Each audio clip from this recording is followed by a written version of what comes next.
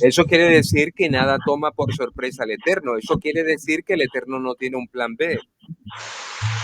Ya Él todo lo tiene planeado, lo tiene todo planeado. Desde antes de la fundación del mundo, ya Él tenía todo planeado, pero se va a manifestar en el tiempo. Ya le doy la palabra, Pastor David. Miren, con nuestro Dios no hay improvisación. El Eterno no improvisa absolutamente nada, nada lo toma por sorpresa. Él no tiene otro plan diferente al que Él estableció desde antes de la fundación del mundo. Y dentro de ese plan que Él determinó, hay unos decretos que son inmodificables, que no hay oración que los pueda alterar, que no hay diablo que lo pueda alterar, no hay ser humano que lo pueda cambiar. Era plan del eterno Dios, era un mispat del eterno Dios que Cristo tuviese que morir en la cruz en la fecha señalada, el 14 de Nisan, entre las 2 tardes, tenía que morir el Cordero de Dios. Fíjate que Cristo no murió a las 2 de la tarde, ni murió a las 3:15, ni murió a las 3:30. Cristo murió el 14 de Nisan entre las 2 tardes. Es decir, entre las 2 tardes estamos hablando a las 3 de la tarde. A esa hora exacta, Cristo murió. No murió a las 3:05 ni a las 2:45. Murió a la hora exacta. Eso es un decreto. Y ahí no había forma de que nada lo alterara. No era que Pedro iba a decir, bueno, eh, compañeros, vamos aquí a hacer una cadena de oración para que Cristo no vaya a la cruz. Vamos a hacer oración, vamos a hacer una cadena de oración fuerte aquí para que Cristo no muera en la cruz del Calvario. Eso no hubiera resultado. Eso no hubiera pasado absolutamente nada. Porque ya les acabo de decir, las determinaciones de Dios son inalterables. Por eso en Job 23:13 dice, si Él determina una cosa, determinar es un decreto. Si Él decreta una cosa, ¿quién lo hará cambiar? ¿Quién lo hará cambiar? ¿Qué lo hará cambiar? Él deseó e hizo. Ahora fíjate lo que dice el verso 14. Mira lo que dice el verso 14. Él pues acabará lo que ha determinado de mí, y muchas cosas como estas hay en él, por lo cual yo me espanto en su presencia cuando lo considero, tiemblo a causa de él. Hay otra versión que dice, Dios hace lo que quiere, pues es el único Dios. Nadie lo hace cambiar de planes. Nadie lo hace cambiar de planes. Cuando pienso en todo esto, me asusta el presentarme ante Él. El Dios Todopoderoso me hace temblar de miedo. Bueno, no, si es que, y es que frente a esta realidad, lo que uno tiene que hacer es postrarnos delante de Él y en humildad reconocer su grandeza, su gran poderío y adorarlo. Eso es lo que debemos hacer. Claro, hay otras cosas, hay otras cosas que no son decretos de Dios. Un momento aquí, hermano.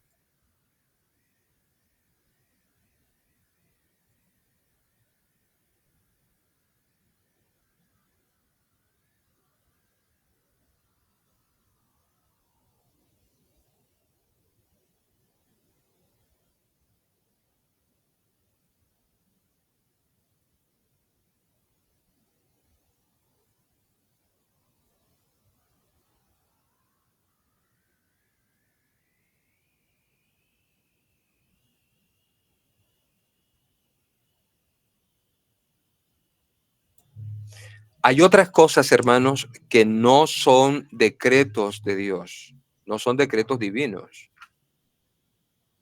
Es decir, todo no son decretos.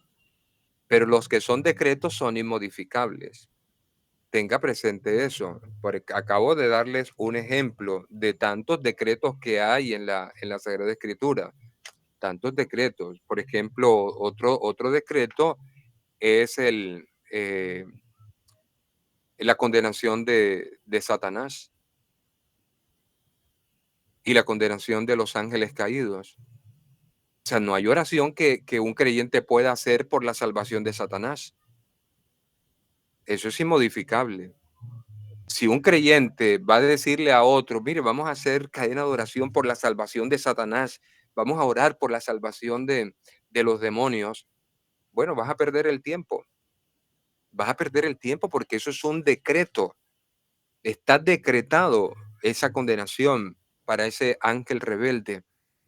Así que si una persona va a orar por la salvación de Satanás y por la salvación de los demonios, pues, ¿qué les digo, hermanos?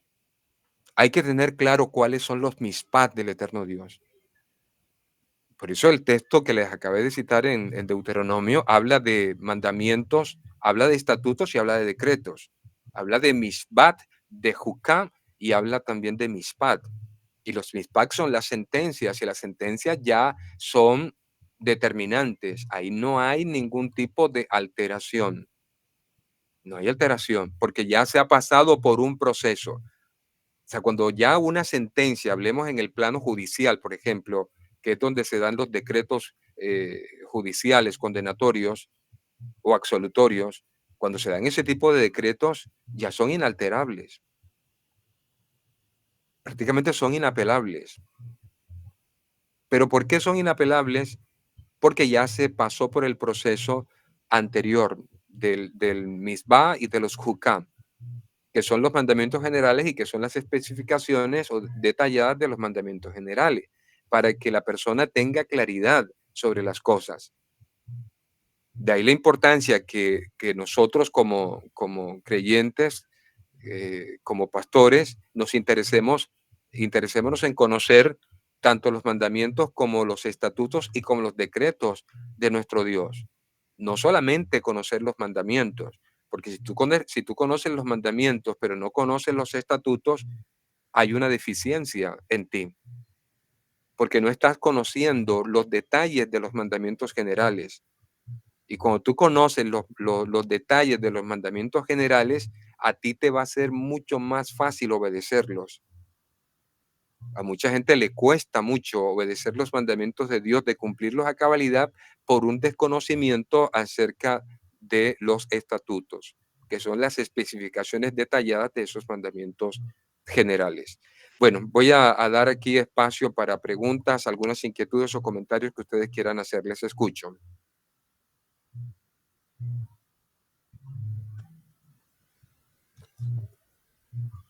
Bueno, no hay preguntas, no hay comentarios. Eso me da a entender que está todo claro. Amén, Sí, amén. todo Amén, muy claro. Ok, bien, amén, entonces, amén. sí. Pato, yo quería, no, sí, claro, en cuanto a la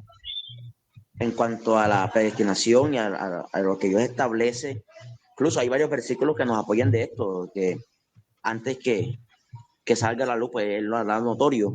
Dios siempre que hace las cosas, pues las anuncia. Ahora, Pato, yo quería apoyar algo que usted dijo respecto a Adán y Eva cuando ellos pecaron, que Cristo se ofreció voluntariamente, incluso en Apocalipsis 13:8 dice, y la adoraron todos los moradores de la tierra cuyos nombres no están escritos en el libro de la vida del Cordero que fue inmolado desde el principio del mundo.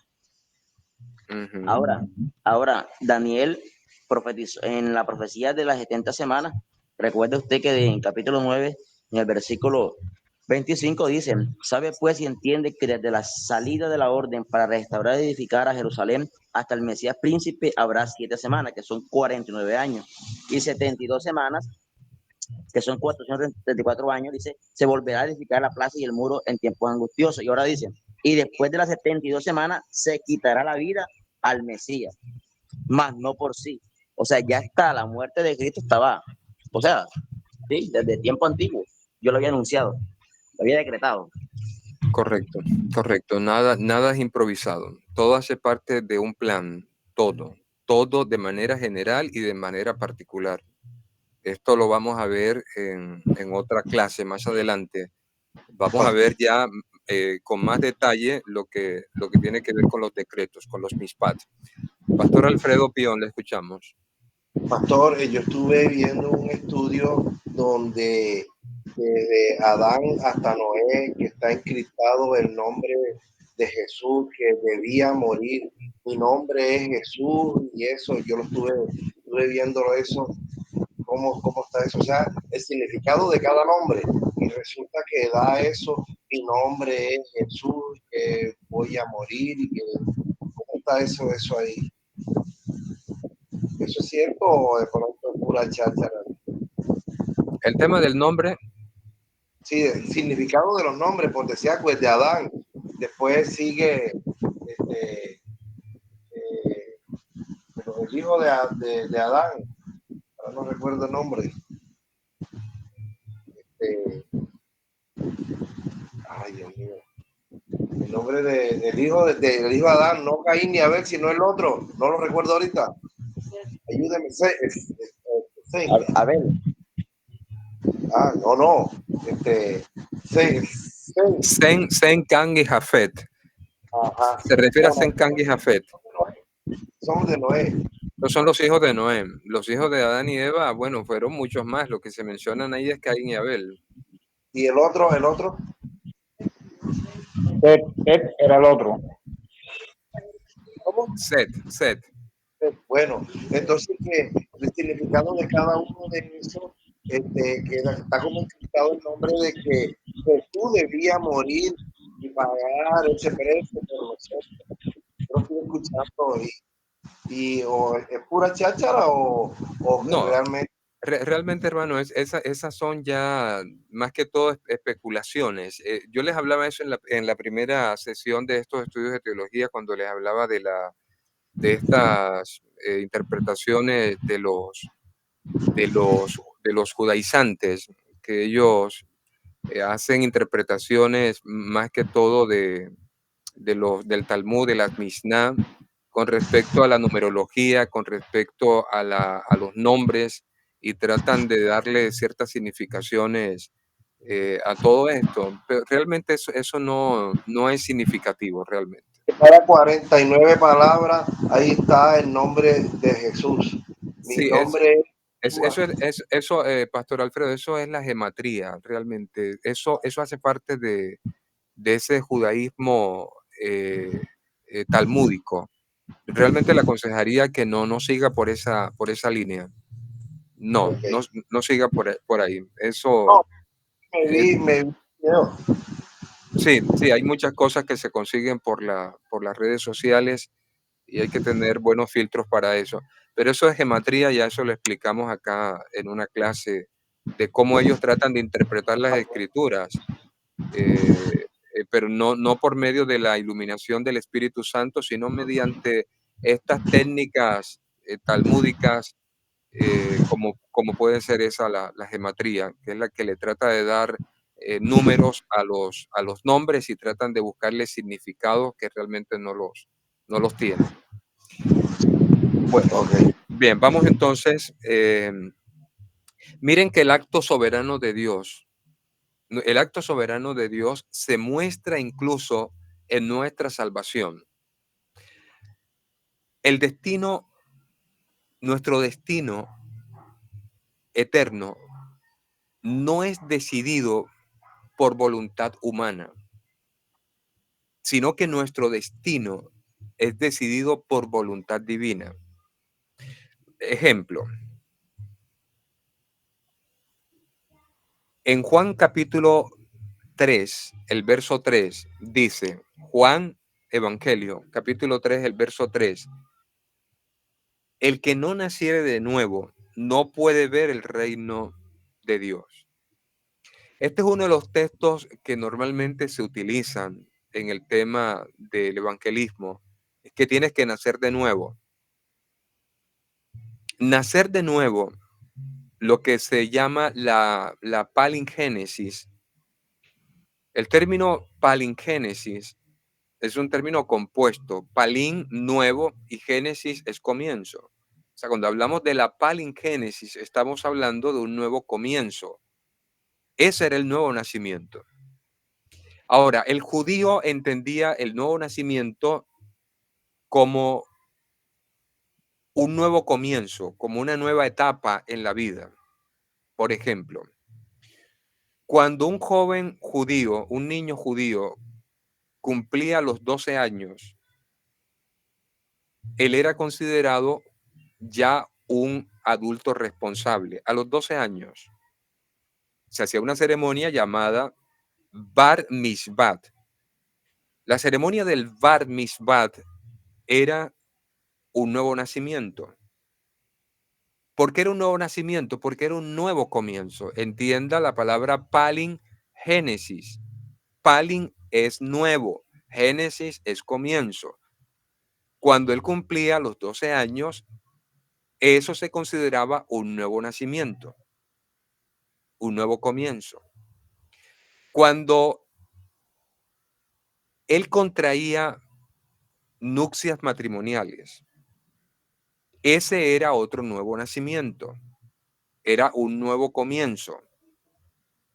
Cuando terminaba sus estudios de la Torá y se le daba la graduación, eso se consideraba un nuevo comienzo. Y así el judío entendía ciertas etapas en la vida, un nuevo nacimiento. Venir a este mundo era un nuevo nacimiento. Y así ellos entendían por lo menos 5 aspectos o 5 etapas consideradas nuevo nacimiento. Cuando Cristo le habla a Nicodemo, te es necesario nacer de nuevo, Nicodemo no lo entendió. Él no lo entendió porque Cristo le estaba hablando de algo diferente de lo que ellos entendían como nuevo nacimiento. Cristo a este nuevo nacimiento, el texto griego le llama anoden. El anoden es un nacimiento que no es por intervención humana, sino que es un nacimiento que viene de arriba, que viene de los cielos, que viene de Dios. En el texto griego, este pasaje que les acabo de mencionar, Juan capítulo 3, el verso 3, no dice como ustedes leen en la Reina Valera, que es el que no naciere de nuevo no puede ver el reino de Dios. Así no dice en el texto hebreo, por lo menos en los manuscritos más antiguos del texto hebreo. Porque decir el que no naciere de nuevo es como si la persona misma pudiera hacerse nacer de nuevo. ¿Por qué? Porque el verbo nacer está en la Reina Valera. Aquí voy a meterme un poco con lo que es la gramática griega. En gramática griega, los verbos pueden ser pasivos, activos o medios, dependiendo del contexto en el que se encuentren. Cuando el texto dice, el que no naciere de nuevo, en la Reina Valera, ese nacer está en voz activa. Cuando un verbo está en voz activa, cuando la acción la hace el mismo sujeto. Es decir, la acción la hago yo. La acción la hago yo. Yo escribo la carta. ¿Quién escribe la carta? Yo. Yo soy el sujeto activo porque yo la escribo.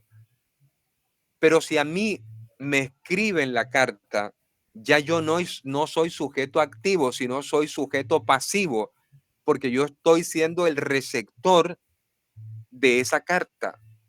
Cuando el texto dice el que no naciere de nuevo, no está en el texto griego en voz activa, sino en voz pasiva. Es decir, la voz pasiva o el verbo pasivo quiere decir que la acción la hace otra persona en beneficio mío. Por lo tanto, el texto de Juan capítulo 3, el verso 3, debe leerse de la siguiente manera. Al que no lo hacen nacer de nuevo, no puede ver el reino de Dios. Ya eso cambia el sentido. Y ese es el sentido que aparece en el texto, en los textos más antiguos, que son copias de los originales. Análogamente, el bebé en el vientre de la madre es pasivo. ¿Por qué el bebé en el vientre de la madre es pasivo? Porque el bebé no determina cuándo salir del vientre de la madre. El bebé no dice, bueno, yo voy a salir el próximo mes, el día sábado a las 4 de la tarde. Yo me voy a salir ya de aquí del vientre, ya no quiero seguir más aquí en el vientre de mi mamá. Él no puede determinar eso. ¿Por qué no lo puede determinar? Porque ese bebé en el vientre de esa madre, él es pasivo. Él no determina cuándo nacer. A él tienen que hacerlo nacer. Por eso es que en el momento del parto, la mujer tiene que pujar, hacer fuerza y a veces incluso tienen que picarla o hacerle cesárea. Porque si no puja la madre, si no le hacen cesárea, si no le pican para que pueda salir, él no sale. Y no sale porque él es pasivo. Él está tranquilito allá. Si no lo hacen nacer, ahí se queda. Y se le pasa el tiempo. En el plano espiritual es igual. Yo no me hice nacer de nuevo. Ustedes no se hicieron nacer de nuevo. A ustedes y a mí nos tuvieron que hacer nacer de nuevo. Por eso el evangelista Juan, en el capítulo 1, el verso 13 dice que esos que son nacidos de nuevo por el poder de Dios, dice, no son engendrados de sangre ni de voluntad de carne, sino de Dios. Y ahí lo deja claro el evangelista en el verso 13 del capítulo 1 de su evangelio. Son engendrados no por voluntad de carne, sino de Dios. Dios es el que determina eso. Dios es el que nos hace nacer de nuevo. No es como muchos dicen, cuando yo sea viejo, yo me meto a eso. Mire, ¿y quién te ha dicho que tú eres el que te vas a meter a eso? A ti te tienen que meter. Si a ti no te meten, tú no te puedes meter. Entonces, yo me he encontrado así en momentos en que estoy compartiendo el evangelio. No, yo estoy muy joven para eso. Cuando yo esté viejo, yo me meto a eso. No, ¿y quién te ha dicho que tú puedes hacer eso? ¿Quién te ha dicho que tú puedes hacer eso? La Biblia dice que esto viene de Dios. Esto no es de nosotros. Porque yo no puedo determinar nacer de nuevo. Yo no puedo decir, bueno, el próximo año yo me convierto. No, es que tú no te conviertes cuando tú quieres. A ti te tienen que convertir. A ti te tienen que cambiar. Y esto habla del gran poder de nuestro Dios. Recuerda que Él es soberano, nuestro Dios es soberano y es soberano hasta en este aspecto de la salvación. Si somos salvos nosotros, es por el puro acto soberano de Dios. Esto no es por voluntad humana. Si ustedes son salvos, si yo soy salvo, no es por mi determinación, es por la determinación de Dios, porque Él así lo planeó desde antes de la fundación del mundo. Por eso el texto que leyó, no sé si fue el hermano David que leyó el texto de Apocalipsis, cuyos nombres están escritos desde antes de la fundación del mundo. Es que nosotros fuimos salvos desde antes de la fundación del mundo. Aquí no se está improvisando nada. Cristo se lo dijo a los apóstoles cuando llegaron contentos porque los demonios se les sujetaban y echaban fuera demonios y hacían maravillas. Cristo les dijo, mira, tranquilícense, tranquilícense. Alégrense más bien y gócense de que sus nombres están escritos en los cielos. ¿Y desde cuándo están escritos en los cielos esos nombres? ¿Ustedes creen que los escribieron cuando se levantó la mano y cuando el predicador dijo, ¿cuántos quieren recibir a Cristo como Salvador? Entonces tú levantaste la mano y en ese momento entonces Dios le dijo allá al secretario, mira, escríbeme, esta acaba de levantar la mano, escríbemelo ahí en el libro de la vida. Eso no es así. Tu nombre está escrito desde antes de la fundación del mundo. Pero tú te viniste a enterar fue hace poquito tiempo. Fue que tú te enteraste que ya eras salvo. Ahí fue que te enteraste. Pero no fue que eso se improvisó. Ahora, otra cosa. Y esto también es un mispat, esto también es un decreto. Si nuestros nombres están escritos en el libro de la vida antes de la fundación del mundo, ¿tú crees que alguien puede cambiar eso? ¿Tú crees que esa determinación la puede cambiar alguien? ¿Tú crees que después de Dios, antes de la fundación del mundo, haber escrito los nombres de sus escogidos, va a existir la posibilidad en el tiempo de que el Eterno diga, mira, me equivoqué con este, bórramelo del libro, bórramelo, me equivoqué? Esa posibilidad no existe.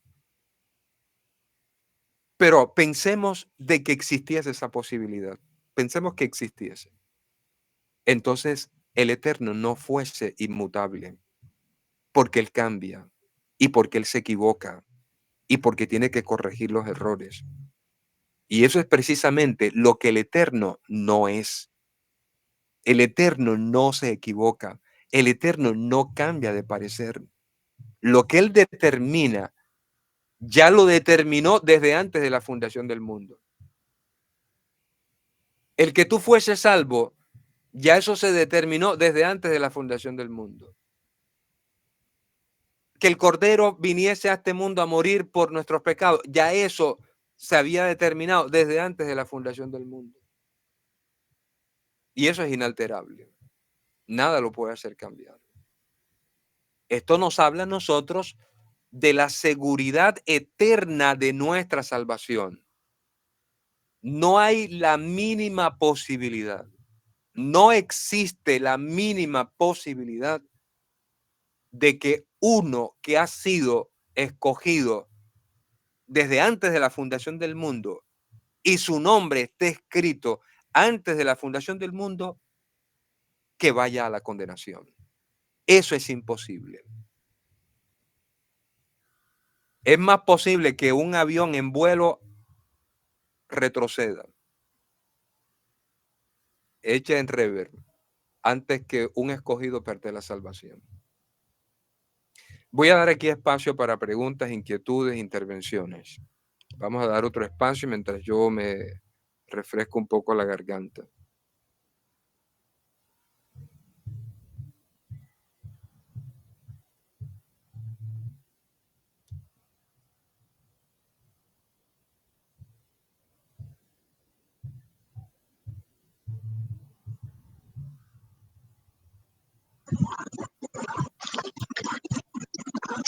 Buenas noches, pastor.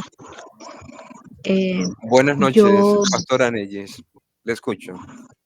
estaba pensando aquí que uno a veces se desgasta, hermano, detrás de personas bregando a que busquen, bregando a llevarles el evangelio y ese trabajo así a veces tan duro y a veces desanimado también. Entonces, pues ahora pensando en eso, digo, uno no debe desgastarse tanto, entonces ellos verán, ¿cierto? Si Dios ya los tiene predestinado o qué es un trabajo que le toca al Señor. ¿Cómo va entonces ahí lo del evangelismo y esas cosas? O Eso lo sea, vamos a estar considerando también, así como estuvimos considerando el tema de la oración. Claro, es nuestra responsabilidad porque el Eterno ha decretado el tema de la oración y el tema del evangelismo, porque yo no sé quiénes son salvos y quiénes no. Yo no lo sé.